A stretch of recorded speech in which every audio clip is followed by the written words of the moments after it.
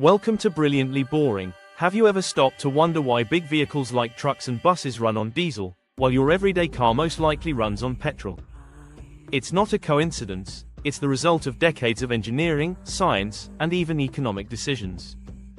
Today, we'll unpack this fascinating question and explore how these two fuels differ, why specific engines are designed for them, and the surprising environmental and historical factors involved.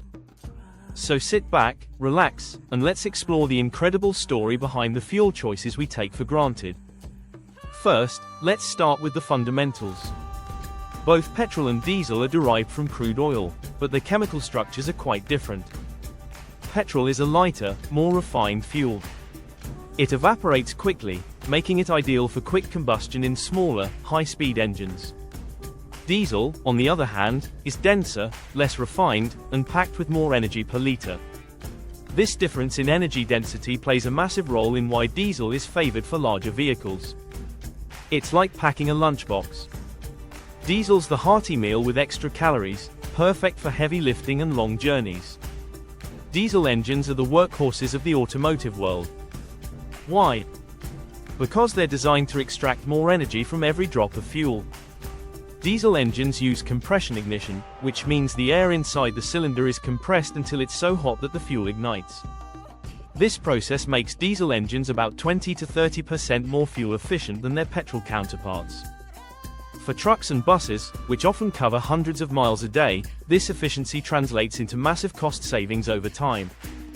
It's not just about power, it's about endurance. Let's talk about weight. Diesel engines are heavier than petrol engines, partly because they're built to withstand the high pressures of compression ignition. For big vehicles, this isn't an issue. These machines are already built to carry heavy loads. But for smaller cars, that added engine weight is a disadvantage. Imagine putting on a heavy backpack for a jog.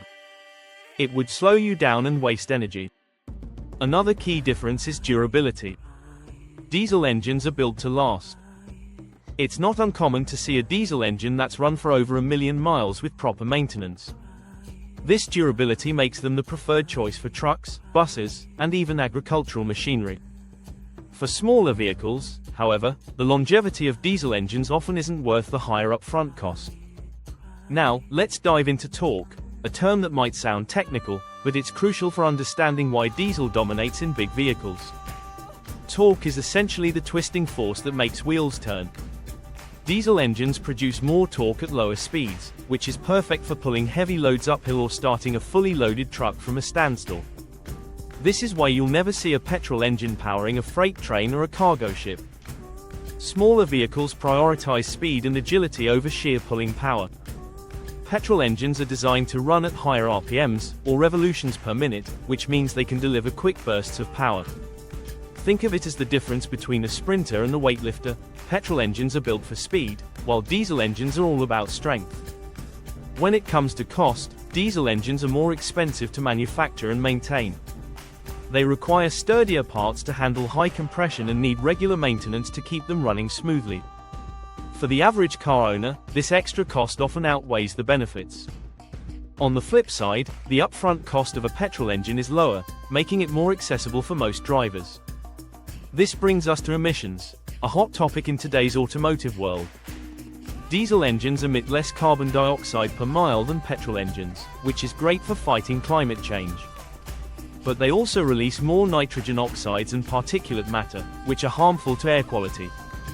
These pollutants are a big concern in cities, where air quality is already under pressure. In fact, many cities around the world are clamping down on diesel. In London, for example, older diesel vehicles face hefty charges for entering low-emission zones.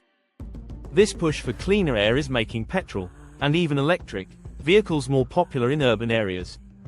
Speaking of electric vehicles, they're transforming the landscape.